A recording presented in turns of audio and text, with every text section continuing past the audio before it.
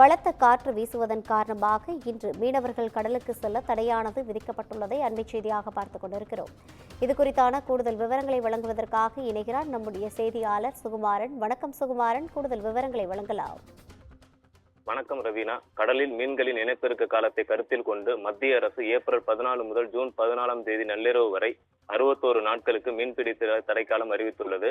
இந்த தடைக்காலம் நேற்றுடன் நிறைவு பெற்று இன்று நள்ளிரவு முதல் மீன்பிடிக்க நாகை மாவட்டத்திலிருந்து 590 விசைப்படகு மீனவர்கள் கடலுக்கு செல்ல தயார் நிலையில் இருந்தனர்.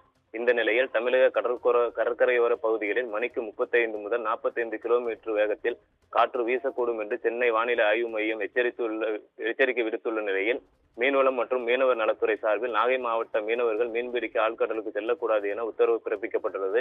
இதனால் தடைக்காலம் நிறைவு பெற்றும் மீனவர்கள் கடலுக்கு செல்ல முடியாமல் ஏமாற்றம் அடைந்துள்ளனர். நாகை மாவட்டத்தில் நாகூர், பட்னச்சேரி, நம்பியார் நகர், சாமந்தாம்பேட்டை, ஆரியநாட்டு தெரு, கீச்சாங்குப்பம், அக்கரப்பேட்டை, கல்லார், வேளாங்கண்ணி, திருதூர், காமேஸ்வரம், விழுந்தமாவடி, வானவன் மகாதேவி, வெள்ளப்பள்ளம், நாலுவேதபதி, புஷ்பவனம், ஆறுகாட்டுத்துறை, கோடியக்கரை, கோடியக்காடு, சிந்தாமணிக்காடு, மணியன் தீவு, சிறுதலைக்காடு, வாய்மேடு, அன்னப்பேட்டை ஆகிய பகுதிகளைச் சேர்ந்த மீனவர்கள் மீன்பிடிக்க ஆழ்கடலுக்கு செல்லவில்லை.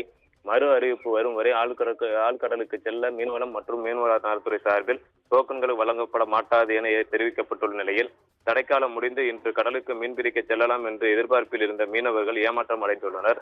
இதனால் நாகை மாவட்டத்தில் விசைப்படகு மீனவர்கள் மட்டுமின்றி ஃபைபர் படகு மீனவர்களும் கடலுக்கு செல்லாததால் 3500க்கும் மேற்பட்ட ஃபைபர் படகுகள் மற்றும் 590 விசைப்படகுகள் கரையோரம் நிறுத்தி வைக்கப்பட்டுள்ளது. ரவினா, விரிவான தகவல்களை வழங்கியமைக்காக நன்றி சுகுமாரன்.